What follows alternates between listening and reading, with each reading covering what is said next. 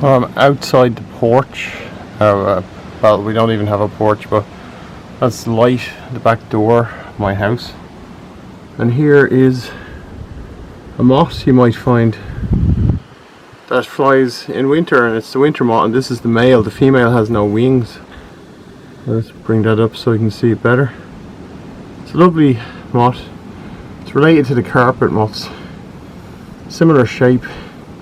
It's a bit smaller than most of them, and it flies in the winter. There's a very similar November moth, but this is definitely, oh look, the wind did that. It's very windy. But anyway, that is the winter moth. Well, there's a lesser winter moth as well, I think, or a northern winter moth. So keep an eye out for these in the middle of December and January.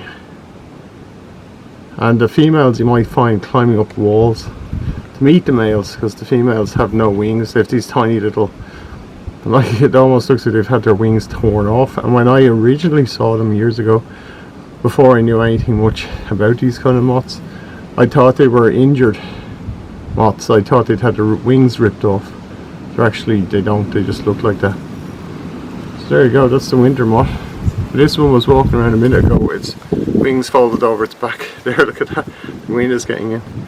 Its wings were folded over its back like it was a, just doing this so you can get a look at the face of the moth if I can. There you go. That's a pretty good one, but this is the male.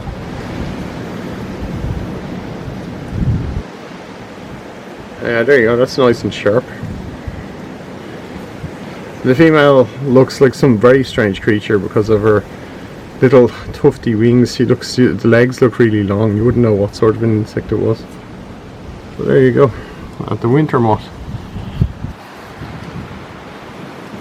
Spectacular only because it comes out in winter.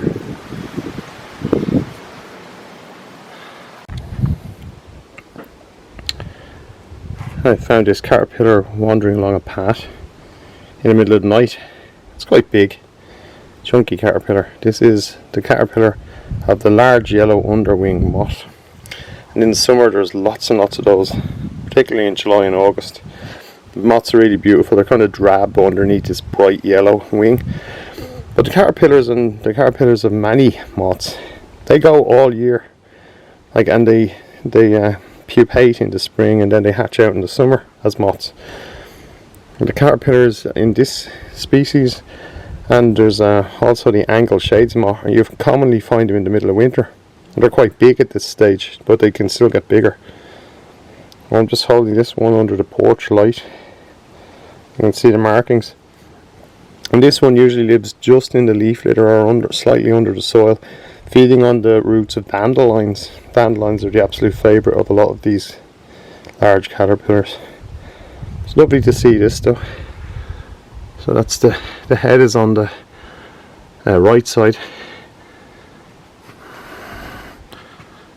And you can see there's even a little bit of red in there.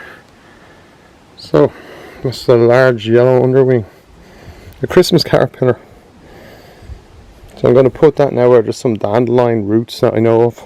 Well, there's dandelions, and there's no shortage of dandelions. These things aren't exactly a problem. They're not a pest species because they like dandelions best of all.